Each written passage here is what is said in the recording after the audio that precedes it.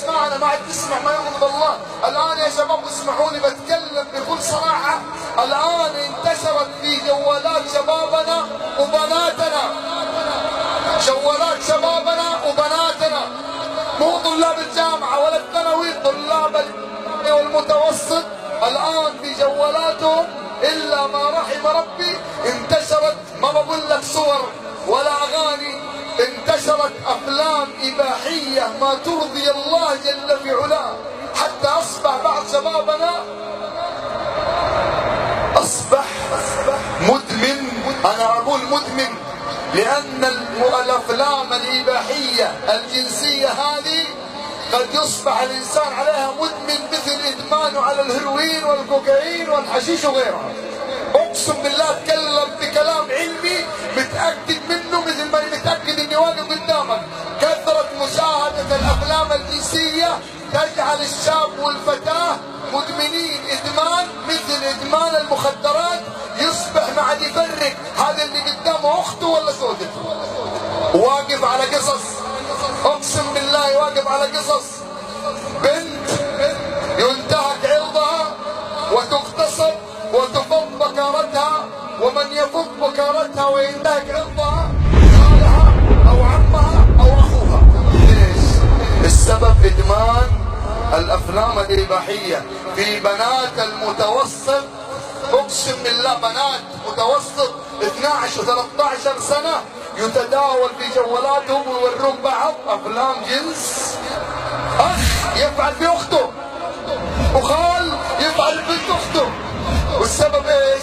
السبب إدمان الأفلام الإباحية اللي تخلي الشاب وتخلي الفتاة في حالة هستيريا، ما عاد يركز ولا عاد، أهم شيء يفقد دي ويخلص هذه الشهوة والعياذ بالله. عندنا نار الآن، نار قاعدة تحرق قلوب شبابنا وبناتنا اسمها نار الشهوة. ما في شاب الآن ولا في فتاة مع الروابط والمقاطع والصور إلا نار الشهوة قاعدة تحرقه. أحرقت بيوت شباب من شدة إدمانهم، من شدة إدمانهم للأفلام الإباحية تزوج وطلق لأن زوجته ما يقدر يستمتع معها. ليه؟ لأنه مدمن، بس مو مدمن حشيش ولا هو مدمن هيروين، مدمن أفلام إباحية، إدمان. أنا أتكلم أقول لك بعض الشباب وبعض البنات وصلوا لمرحلة الإدمان. لا أحد يقول لي تبالغ، لا أحد يقول لي تبالغ. ارجع لأهل العلم وارجع لأطباء النفس وارجع للإحصائيات والدراسات واسمع وشوف. وأقول لك بعض القصص، أقسم بالله العظيم، أقسم بالله العظيم بنت تكلمني عمرها 22 سنة، من عمرها 14 سنة إلى اليوم عمرها 22 سنة اللي يفعل فيها الفحش أخوها غصبا عنها. والسبب أخوها مدمن، بس مو مدمن حشيش ولا هو مدمن هيروين، مدمن أفلام إباحية. أنا أقول لك وأنا مسؤول عن الكلام اللي أقوله، منتشر الآن في أوساط البنات، وكل هذا من أعداء الإسلام. منتشر في أوساط البنات مقاطع جنسية يشوفونها بنات المتوسط والثانوي، وعنوانه تفعل مع خالها، تفعل مع عمها. كأنهم يقولون لبناتنا بنات المتوسط والثانوي ترى ما فيها شيء، تقومين علاقة جنسية مع عمك مع خالك، حتى أصبح عندنا بنات في المتوسط مفتضة بكرتهم ومنفض بكرتهم أقاربهم. سبب إدمان إيش؟ إدمان إيش؟ إدمان الأفلام الإباحية اللي أنا أقول إنه الآن أصبح أخطر من إدمان الحشيش والهيروين والكوكايين. انتبه انتبه، خطرها شر مستطير. ما بقول هذا الكلام عشان أخوف، لكن أنا أقول هذا الكلام لأني كل يوم أوقف على قصص تقطع القلب. لازم نتكلم بكل صراحة، لازم نتكلم بكل جراءة حتى نفهم هذا الكلام اللي قاعد يصير. هذه المقاطع اللي يروج لها تقدمنا من بناتنا وشبابنا. نار الشهوة كيف أقضيها، كيف أطفيها قبل ما تحرقني وقبل ما تحرق بيوت المسلمين؟ اسمع إلى هذه الحلول. أول شيء وأول حل، قل للمؤمنين يغضوا من أبصارهم. غض البصر، غض السمع عن الحرام وعن الألحان، حتى ما تثور هذه الشهوة. الشيء الثاني عليك بحرف الصاد، قوي صلاتك، وعليك بالصيام، وعليك بالصبر إذا ثارت هذه الشهوة. إذا بدأت تشتعل فيك نار الشهوة فأطفئها بماء. ثارت الشهوة عندك، الله بيختبر إيمانك. قوم وطفي هذه النار، طفيها بالماء وتوضأ، وتذكر قول الله عز وجل: واستعينوا بالصبر والصلاة.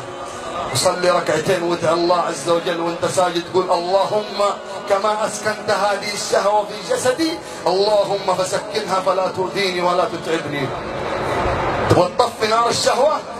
اشغل وقت فراغك، عليك بممارسة الرياضة. لا تروح لفراشك تبغى تنام إلا وانت منهك تماما. اقسم بالله نار الشهوة الآن قاعد تسبب لنا مشاكل ما يعلم بها غير الله. كل يوم والثاني ولد زنا او لقيط نلقاه عند مسجد ولا عند برميل زبالة. والسبب ايش؟ السبب نار الشهوة. الموضوع جدا خطير، موضوع الشهوة جدا خطير. الامراض اللي انتشرت من ايد زهير مثل سيلان كلها باسباب ايش؟ باسباب الشهوة. والرسول صلى الله عليه وسلم يقول: ما انتشرت الفاحشة في قوم واعلنوها الا ابتلوا بالطاعون واوجاع لم تكن في اسلافهم. اتذكر حديث للنبي صلى الله عليه وسلم، سأل الله عن سؤال، سئل النبي صلى الله عليه وسلم: ما اعظم الذنب؟ اعظم ذنب؟ قال: ان تجعل لله ندا، وان تزاني حليلة زوجك. تفعل الزنا في حليلة جارك، تفعل الزنا في زوجة جارك، هذا من أعظم الذنوب. إن كان الزنا بحليلة وزوجة الجار أعظم من أعظم الذنوب عند الله. طيب اللي يفعل في خالته ولا في عمته ولا في أخته ولا في زوجة أبوه،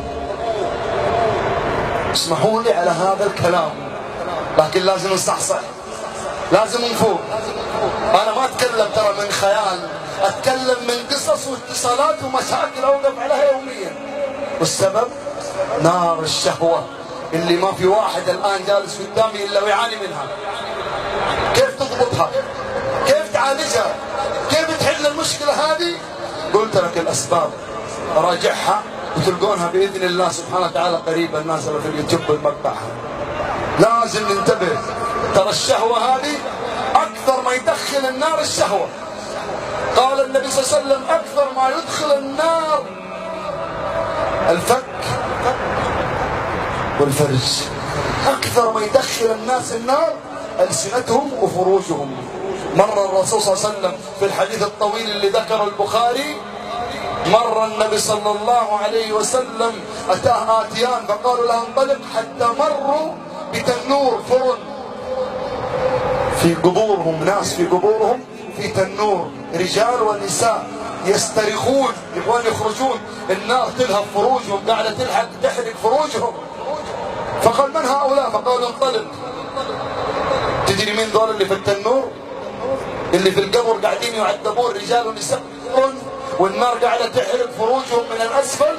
هؤلاء أهل الفاحشة في هذه الحياة الدنيا، اللي ماتوا هم ما تابوا، ماتوا على الفواحش والعياذ بالله. الموضوع جدا خطير، لازم تسوي له كنترول وتضبط شهوتك، وتعرف ان الله سبحانه وتعالى ما جعل هذه الشهوة في جسدك عشان تحاربه بها او تعصيه او تفعل عادة سرية او زنا او لواط، لا، جعلها الله عز وجل في جسدك من أجل أن يختبر إيمانك ومحبته في قلبك. فلا بد أن نحذر من هذا الحشة ومن هذه الشهوة.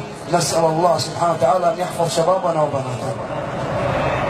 تبارك الذي نزل الفرقان على عبده ليكون للعالمين نذيرا. الله